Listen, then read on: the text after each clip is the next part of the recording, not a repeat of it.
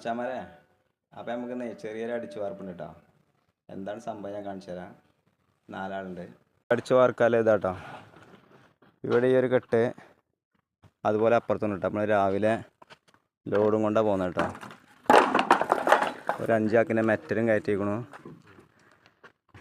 ഈ ഒരു കെട്ടും വേണ്ടി കേട്ടോ അടിക്കാണ്ട്.